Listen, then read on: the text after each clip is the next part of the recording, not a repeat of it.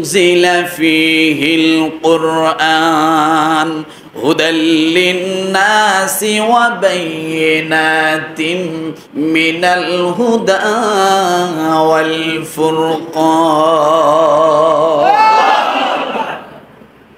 এই আয়াতটা কিন্তু আমাদের রোজার আয়াত, সিয়ামের আয়াত। কিসের আয়াত বলেন তো?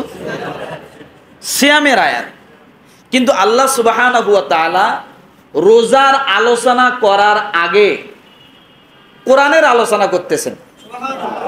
রোজার আলোচনা এখনো আমরা আসতে পারি নাই। রোজার আলোচনা করার আগে আল্লাহ 4টা আলোচনা করছেন। তারপরে 5ম নম্বরে যায় আল্লাহ রমাদানের আলোচনা করছেন। সুবহানাল্লাহ বলে। তাহলে রমাদানের সাথে কোরআনের কি সম্পর্ক? আল্লাহ একই আয়াতে কোরআনের কথাও বললেন, আবার কি রমাদানের কথাও। কিন্তু রমাদানের কথা বলার আগে আল্লাহ 4টা কথা বলছেন কোরআন বিষয়। সুবহানাল্লাহ বলে। আল্লাহ পাক রব্বুল আলামিন বলেন, শাহরু রমাদানাল্লাযী উনজিলা ফীহিল কুরআন।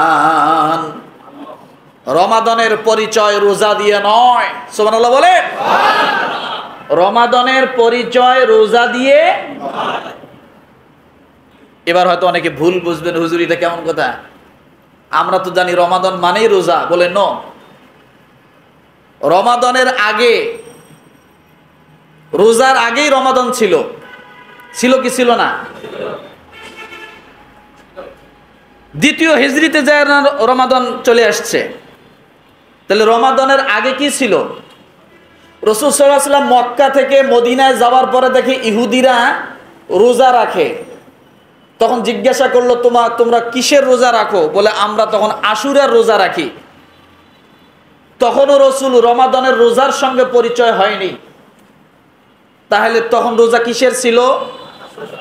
আশুরার রোজা। কিন্তু 4 ধাপে আসছে। কয় ধাপ? কয় ধাপ? 4টা ধাপে আসছে।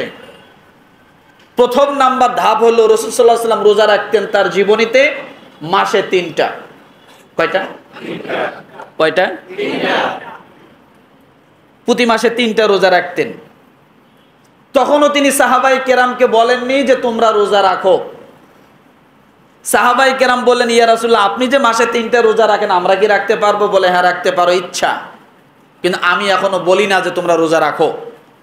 তখন কিছু কিছু সাহাবায়ে কেরাম রোজা রাখা শুরু করলেন। কয় রোজা? ওই 3 রোজা।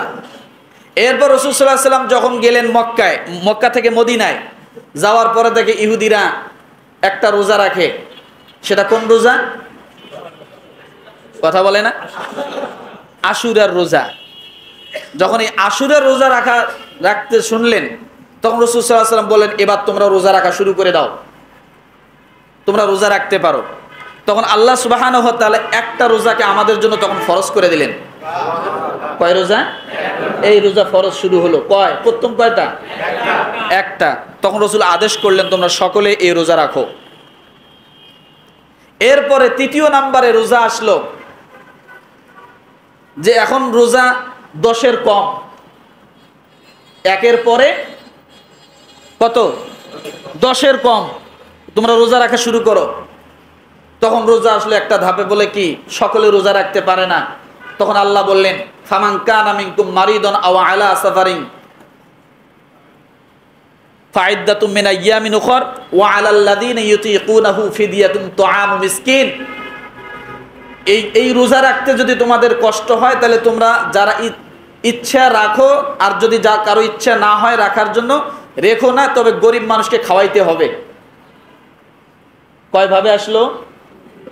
প্রথম 3টা, পরে তারপরে 10-এর কম। এই 10-এর কম রাখতে যাও, যদি কেউ রাখতে না পারে, তার জন্য আল্লাহ কি বিধান দিলেন?